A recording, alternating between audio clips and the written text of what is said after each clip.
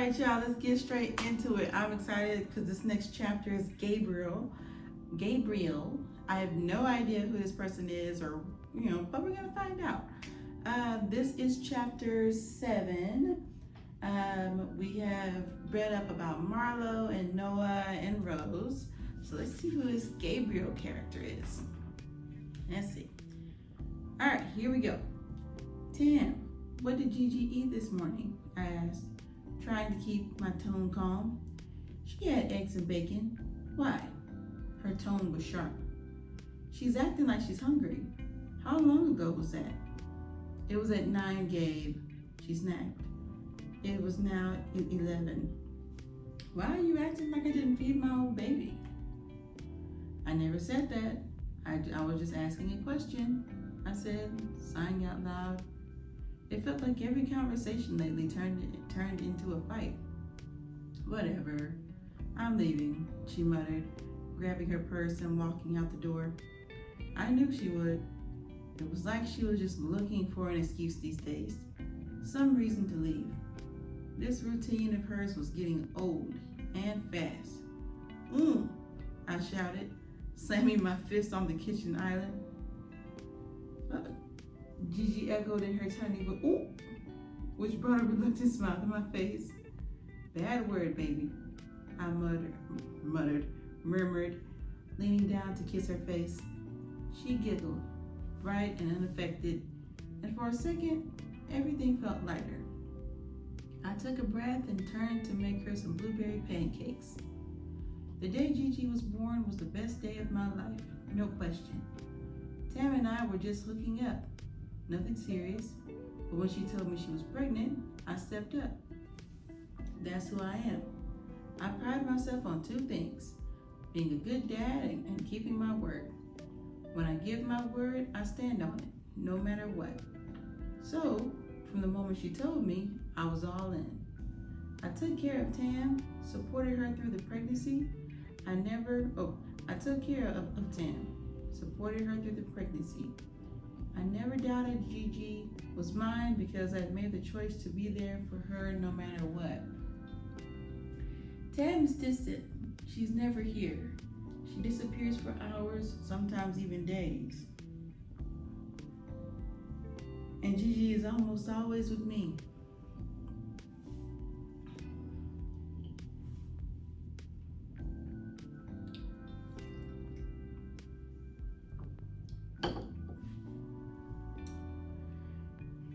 If I asked Tam where she'd been, we'd just end up in another argument.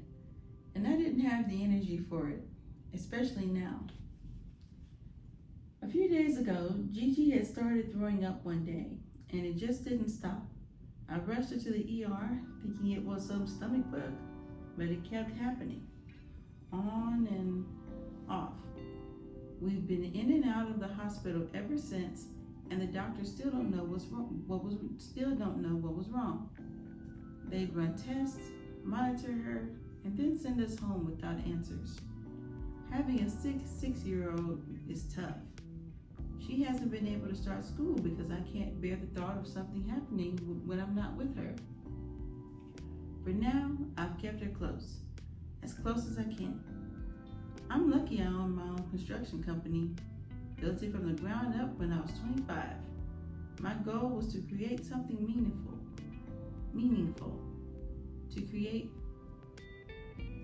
to help people, whether that's the folks I hire or the clients we contract with. I've got a solid team running the day-to-day, so I can keep tabs on everything remotely. That gives me the time to be with Gigi when she needs me most, especially when Tam isn't around. Gigi, want to go to the park? I asked, hoping to brighten her day. Yes, Daddy, she replied, her face lighting up. Gigi was my everything, the one bright spot in my life right now. As for Tam, she still lived here, but we were never together in any real sense. And I was starting to think we never will be. I had loved once before, but Tam ended up betraying me, which is why I keep her at arm's length. After getting Gigi ready, we spend a few hours at the park before I visit my parents. My parents have been together for 22 years, and I can only hope to achieve that kind of stability one day. But I refuse to settle. Ma, I called out as I unlocked her front door, a key I use nearly every day.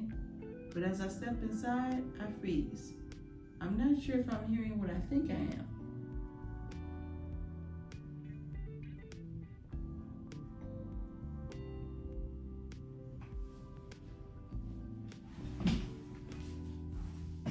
I quickly guide Gigi behind me because if my parents are in the kitchen getting it in at 60, I might just lose it.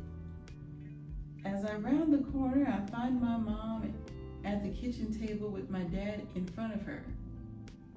What are y'all doing? I ask. It's their house, sir. You a grown-ass man coming in your grown-ass parents' house unannounced, unlocking, didn't knock, didn't do none of that. You just using the key. What you expect? And why else you think that they've been married for 22 years?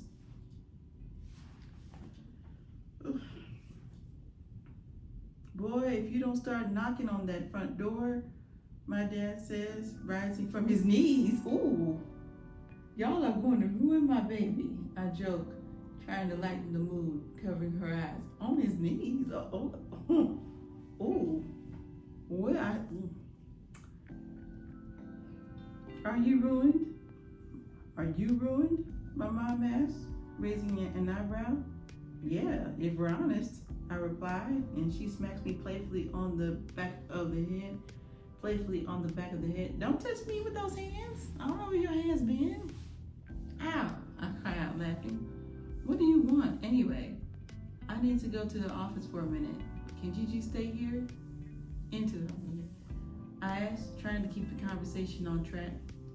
Not that it's any of my business, but where's her mama? My mom probes, and I chuckle.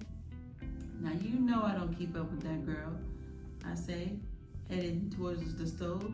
Knowing my mom cooked, I fixed myself and Gigi a bowl served. You should, my mom says, rubbing Gigi's head affectionately. She's not important. The only thing I'm worried about is my baby.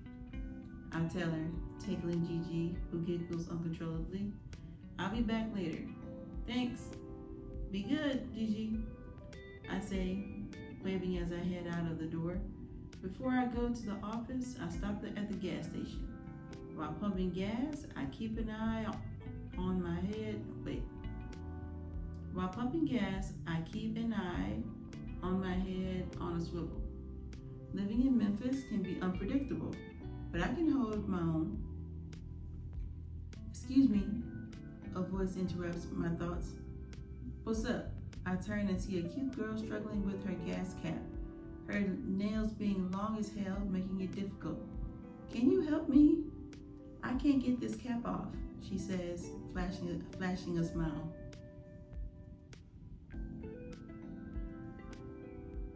And you know you ain't slick. Yeah, what's your name, love? I asked, taking the cap off with ease and handing it to her. Okay, so is that the new pickup line for the girls? We asking men to open up the cap? Like, is that the new thing? Is that what the girls are doing? Cause, okay, I'm not strong enough to get my gas cap off. Got it. Let's see. Rose, ooh.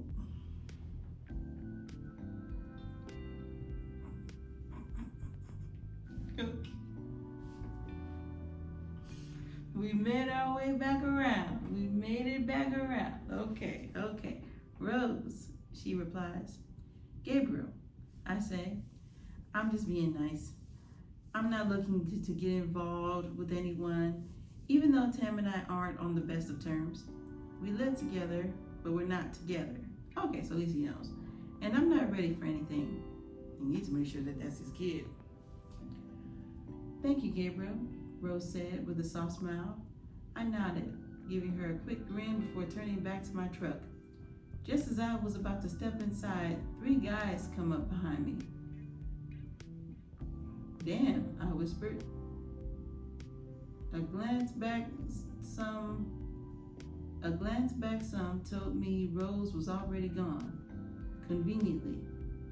Alright, y'all can have the truck and whatever's in it. Wait. What happened to you holding your own? I thought you head on the swivel, you can hold your own. Now you give up you ain't even putting up a fight. You ain't even putting up a fight, sir.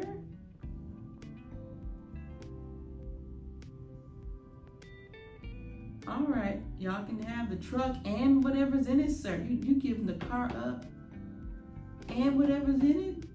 There's some cash in the console, I said, trying to keep things calm. All they did was come up behind. Well, okay. I knew better than to fight over material stuff. I have a daughter to think about. One of them smirked. Nah, we want you to take us to the real money. Thinking quick, I tossed my keys a few feet away. One of them dove for it, and I seized my chance, kicking him hard in the head. He hit the ground. The second guy grabbed me from behind, but I managed to shake him off. Okay, shake it up. And land a quick 2-piece, okay, 2-piece on the one in front of me. Okay, 3-on-1, 3v1. He took the hits and came at me again. This time I nailed him with a knee to the stomach, doubling him over. The biggest guy was still behind me, too damn close to fight clean. I jammed my fingers into his eyes and he staggered back. I didn't wait around to see if they'd come at me again. Grabbed my keys, jumped into the truck, and sped off. On the way to the office, I couldn't shake the anger. Whoever Rose was, she was in on it. I had to admit, using her as a distraction was a smart move, but I wasn't about to get taken for a fool twice. After checking things at the office, I swung back to my parents' place to get Gigi. Pop, you would never guess what happened after I left, I said as I walked in. What's up? He asked, grabbing a bowl of the soup Mom had made earlier. I got jumped at the gas station. Damn near robbed. He looked at me wide-eyed. You're kidding.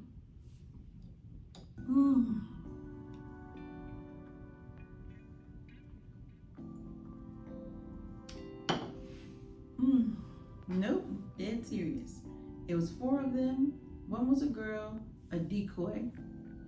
I wasn't paying attention till she disappeared. I shook my head, the adrenaline still simmering. But I handled it. He gave me a stern look. I told you to keep that gun on you.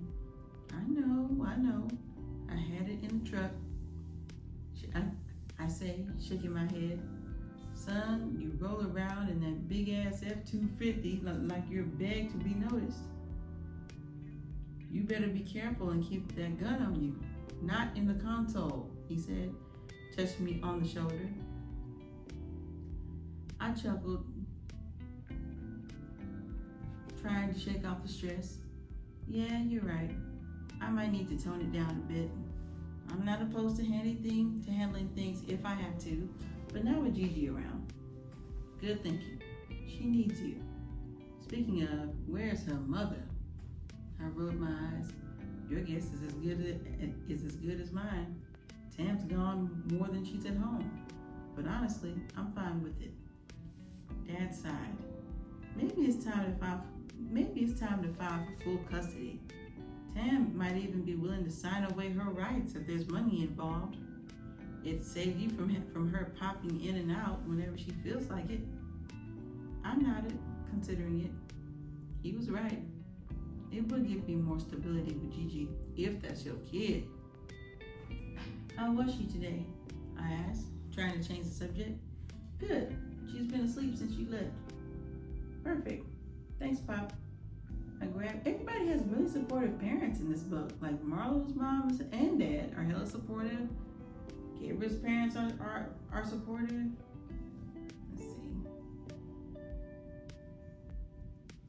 She stayed asleep through the drive, so I tucked her straight into bed when we got back.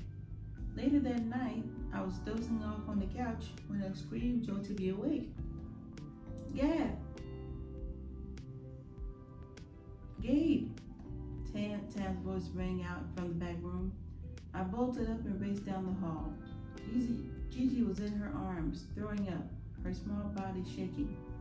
No, I muttered, taking her from Tam and patting her back to help her clear what was left. What happened? She was fine all day, I snapped, frustrated. Tam's face crumpled, tears streaking her cheeks. I don't know. She woke me up like this. Realizing my tone, I took a deep breath. My bad, Tam. It's just, seeing her like this gets to me. Gigi finally settled down, her tiny face pale as she drifted to sleep in my arms. Holding her close, I felt every bit of the weight I've been carrying. Between Tam's disappearing act, running the business, and Gigi's unpredictable health, it was taking everything in me just to keep moving forward. I messed up, I muttered, sitting on the edge of the bed, staring into the quiet emptiness of my room. Hold on. I went too fast. Hold on. I just went to the next page. I was like, this chapter ended, because I don't know if y'all can see this, but okay. So, you can't even see it on the screen. Basically, this ends like way up here. So let me hush. Okay. It was taking everything in me just to keep moving forward. Boom. That's the end of that chapter. Because I was like, wait a minute, I messed up. What are we talking about? Marlo. I was like, hold on. Okay, so let's talk about it. Okay, so basically what I've gathered so far is Gabriel seems he seems to be a very solid dude. He was messing around with Tam. She got pregnant, said it was his. Doesn't seem like he really questioned it. He just assumed that she was telling the truth, even though he knows that she's seeing other people. But then again, why is he still living with her? I think his thing is he has stable parents, married 22 years, and he wants that with Tam. To the point where he's not even trying to figure out the truth of, is this my actual child? Because he wants that family life so bad that he's like, you know what, maybe she'll change. Because otherwise, no man, I feel like, is gonna let some woman stay in his house that he knows is sleeping with other men. But then again, maybe he's just like, I just want you to have both parents in the household. I don't know. Okay, well, that was chapter 7. Tell me what y'all think in the comments. So I think it's just a coincidence that he saw Rose and then the 3 dudes, because obviously we know Rose is not running no kind of game. She has her own place, her own car. She is a flirt, so that there is that. I think she was in her own world, saw him, thought he was cute. It's like, can you get this what do you call it, gas cap off of my car so I can put my gas? And then once she saw him turn back around, she was like, okay, well, I got his name and gave him mine, and he turned around. So he's not feeling me like that. So I'm just gonna go. And then she probably went on about her business with the other 10 dudes that she's with. So I'm sure she ain't stressing. But tell me what y'all think in the comments. I think what's gonna end up happening is we're gonna find out that Gigi's not his, and it's gonna be like surprise, surprise. But All right, so we have our tea appropriate for next time with our Noah chapter, because I can't wait to see what's gonna happen. Hopefully he's gonna go ahead and move on and get with Shay, or just be single, sir. Stop trying to marry people and you ain't even trying to be faithful. You wasting her time, your time, and everybody's time. You are the king of wasting time. Honestly, it's probably how he's gotten to this point in life. Because mind you, he is 12 years older than Marlo. Mind you, we're not even on that chapter, but Noah is the next chapter, so I'm just like, every time I see Noah's name, I know it's going to be some else. But I'm ready to go ahead and dive into it, so y'all go ahead and catch me on the next one. Let's get it. Bye. Peace.